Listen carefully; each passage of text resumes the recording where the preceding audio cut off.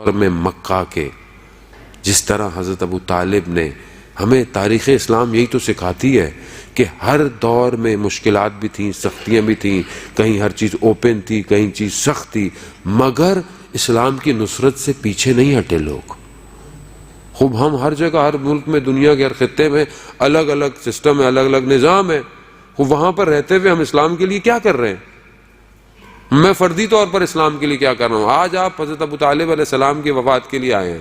یہ وہ شخص ہے کہ جس نے اپنے وجود سے، اپنی جان سے، اپنی مال سے، جب سے رسول خدا ان کو سونپے گئے تھے اس وقت سے رسول خدا کی حفاظت کی ہے، رسول خدا کے پورے وجود کی حفاظت کی ہے، پورے وجود کی۔ ایسا نہیں کہ کسی ایک چیز کو بچایا ہو، نہ، پورے وجود کی رسول خدا کی حفاظت کی۔ اپنے کاروبار تجارت کے سلسلے میں شام جا رہے ہیں، رستے میں جب ایک مسیح کے پاس سے گزرے، جب اس نے دیکھا دور سے کہیں کوئی کاروان ہے کہ جس کے اوپر بادل کا سایہ ساتھ ساتھ چل رہا ہے، اس نے سب کو دعوت پہ بلایا اپنے چرچ میں کہ یہاں کھانے آئے۔ جب سب آ گئے تو ان کو چھوڑ دیا، ان کو نہیں لے کر آئے۔ تو یہ سب جب آ گئے بڑے بڑے لوگ، تو اس نے دیکھا کہ بادل نہیں ہلا اپنی جگہ سے۔ کہا کہ آپ کسی کو چھوڑ کر آئے ہیں کاروان میں؟ کہا ایک بچہ ہے، کہا اس کو بھی بلائیے۔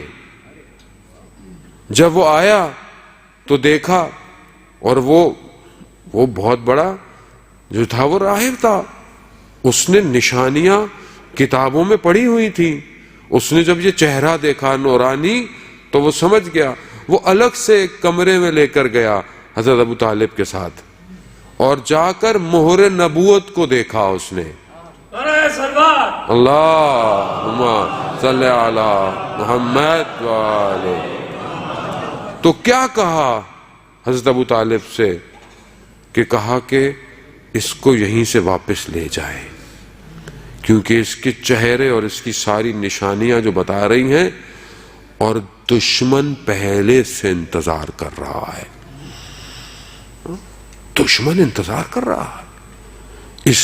یہ جو نور تھا جو حضرت ابراہیم کی اولاد سے حضرت عبد المطلب تک، اور پھر حضرت عبداللہ، اور پھر رسول خدا تک آیا، اس وقت لوگوں نے آسمان سے اس نور کو آتے ہوئے دیکھا تھا۔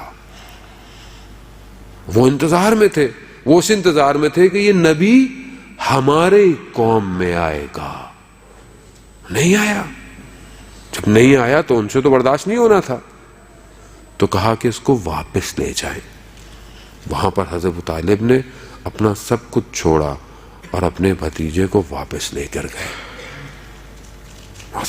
ایسے نہیں آسان زندگی کے مراحل کو گزارنا اسلام کی خاطر۔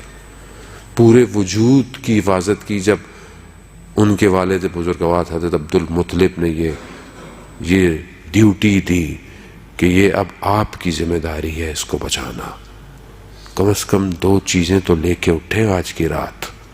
ایک، کسی یتیم کی کفالت، ایک، اسلام کی نصرت کے لیے کوئی ایک کام۔ کم از کم آج کی رات یہ 2 چیزیں لے کے جائے۔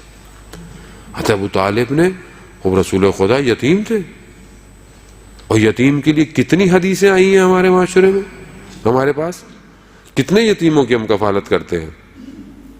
ہمارے اپنے خاندان میں کئی یتیم ہوں گے، ہمارے اطراف میں کئی یتیم ہوں گے، ہمارے ہمسائے میں کئی یتیم ہوں گے، نہیں تو معاشرے میں آپ کے سامنے ہے۔ کتنوں کے سر پہ ہم نے آج تک ہاتھ پھیرا؟ جبکہ یتیم کے ہاتھ سر پر پھیرنا، جتنے اس کے سر پر بال ہیں اتنا انسان جہنم کی آگ سے محفوظ ہو جاتا ہے۔